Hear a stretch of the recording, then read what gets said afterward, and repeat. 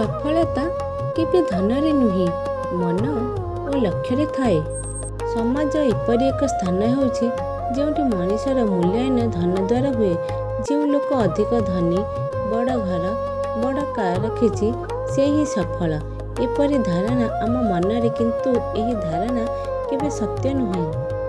ଧନ ହେଉଛି ଏକ ଉପାଦାନ, କିନ୍ତୁ ସଫଳତାର ମୂଳ ଅର୍ଥ ଅନ୍ୟ କିଛି।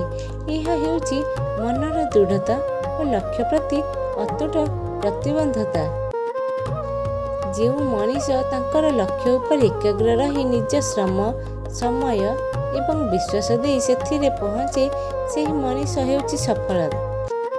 ଏହି ସଫଳତା କେବଳ ଧନ ଥିଲେ ମିଳେନି। ଧନ ଅନେକ ଥର ଦୃଶ୍ୟ ଅଟକାଇଥାଏ, କିନ୍ତୁ ମନ ଓ ଲକ୍ଷ୍ୟ ଆପଣଙ୍କୁ ଅଦୃଶ୍ୟ ସଫଳତା ଦେଉଛି। ସେହି ଯାତ୍ରା ତାହା ଆପଣଙ୍କୁ ଆତ୍ମସନ୍ତୁଷ୍ଟି ଦିଏ। କି ଧନ ନଥିଲା, ହେଲେ ସଫଳତା ଥିଲା। ଲକ୍ଷ୍ୟ ଓ ମନର ସମ୍ପର୍କ। ସଫଳତା ତିନିଟି ଜିନିଷ ଉପରେ ନିର୍ଭର କରେ। ଲକ୍ଷ୍ୟ ସଫଳ ଓ ସ୍ପଷ୍ଟ ହେବା, ମନର ସ୍ଥିରତା, ମୁଁ ଏହା କରିପାରିବି, ନିୟମିତ ପ୍ରୟାସ, ଆଉ ଏକଥର ଚେଷ୍ଟା।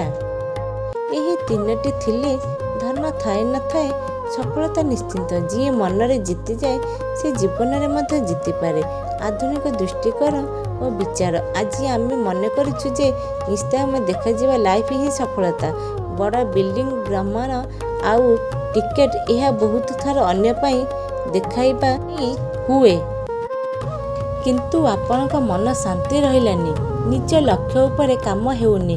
ଧନ କେବଳ ଏକ ସାଧନ ଅଟେ, ଲକ୍ଷ୍ୟ ଓ ମନ ହେଉଛି ଆପଣଙ୍କ ସଫଳତାର ମୂଳ ସ୍ତମ୍ଭ।